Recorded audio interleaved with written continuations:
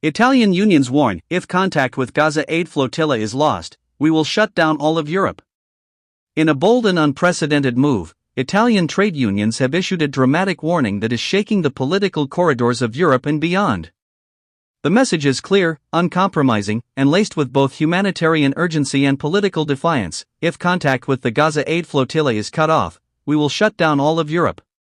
This extraordinary declaration comes amid intensifying tensions in the Middle East, where the humanitarian situation in Gaza continues to deteriorate at alarming speed.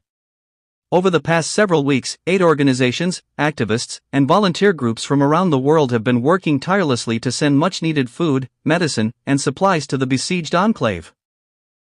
One such mission is the Gaza Freedom Flotilla, a convoy of humanitarian aid ships carrying international volunteers, doctors, and activists determined to break the blockade and deliver relief directly to civilians. But as the flotilla makes its way toward the eastern Mediterranean, reports of surveillance, threats, and potential military action against the convoy have surfaced, raising fears of a violent confrontation at sea. The Italian Union Statement. The Italian trade unions, known for their strong political activism and history of solidarity with global struggles, have now drawn a firm red line.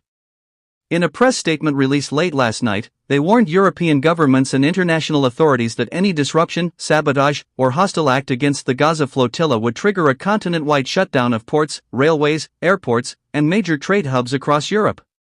Europe cannot remain silent in the face of mass suffering in Gaza. If the lifeline of aid to desperate civilians is cut, we will respond by cutting the lifeline of European commerce. The people of Gaza deserve solidarity, not silence, the statement read. The unions have also made clear that this warning is not symbolic. They claim to have coordinated with dock workers, railway workers, airport staff, and even sections of transport and logistics industries in multiple European countries, meaning that if activated, the disruption could paralyze the continent's economic arteries in a matter of hours. A humanitarian crisis deepening. The backdrop to this dramatic standoff is Gaza's worsening humanitarian crisis.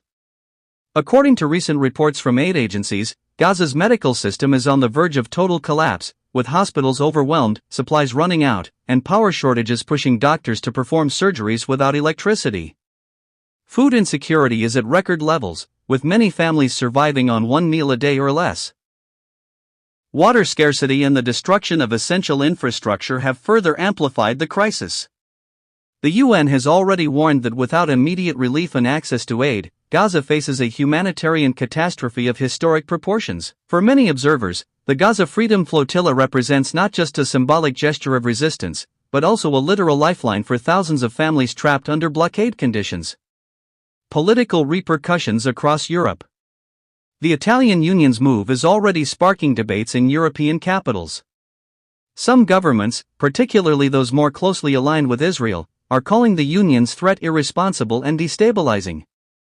Officials in Berlin and Paris have expressed concern that disrupting Europe's economic system could punish the wrong people and create chaos at a time when the global economy is already fragile. But others see the union statement as a necessary wake-up call.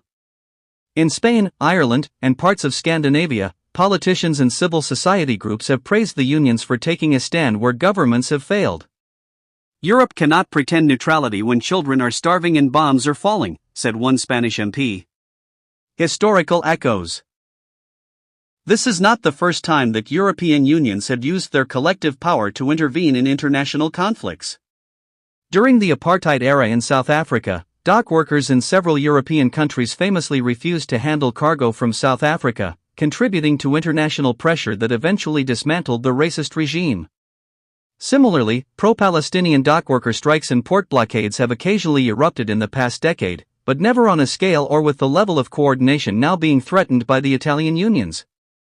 Analysts note that this latest warning has the potential to escalate into one of the largest acts of political labor solidarity in modern European history. International reactions. The reaction beyond Europe has been swift. In Washington, U.S. officials have expressed deep concern at the union threats, warning that global trade stability could be at risk. Israel, predictably, has condemned the statement, calling it blackmail and accusing the unions of supporting extremist propaganda. Meanwhile, Palestinian groups and humanitarian organizations have welcomed the declaration, seeing it as a rare and powerful show of solidarity from within the European labor movement. This is the kind of pressure that can change the political equation, said a spokesperson for a Gaza-based relief organization. In the Middle East, the development has been closely watched by regional powers. Iran, Turkey, and several Arab countries have openly supported the Flotilla mission, though their positions on the Union threats remain cautious. What comes next? The next 48 hours could prove decisive. The flotilla is expected to reach a critical stage of its journey soon, and concerns about interception or confrontation are at their peak. The unions have not specified the exact mechanism for triggering their Europe-wide shutdown, but insiders suggest that even partial strikes or blockades at key European ports could cause massive economic disruption. The European Union now faces a delicate balancing act. On the one hand, governments are under pressure to protect trade, stability, and relations with Israel. On the other, the sheer weight of humanitarian suffering in Gaza, coupled with growing public outrage across Europe, makes ignoring the union's demands politically risky. Conclusion: the Italian union's warning has injected an explosive new dimension into an already tense international crisis. What began as a humanitarian mission to deliver aid has now become a potential flashpoint for labor power, European politics, and Middle Eastern diplomacy. If contact with the Gaza flotilla is indeed severed, the Union's pledge to shut down all of Europe could mark the beginning of a historic confrontation between civil society solidarity movements and entrenched state policies. At stake are not only the lives of countless Palestinians in Gaza but also the moral credibility of Europe itself in responding to one of the most urgent humanitarian crises of our time. As the world waits anxiously, one thing is certain: the Gaza flotilla is no longer just a convoy of aid ships, it is now a test of conscience for governments, unions, and societies across the globe.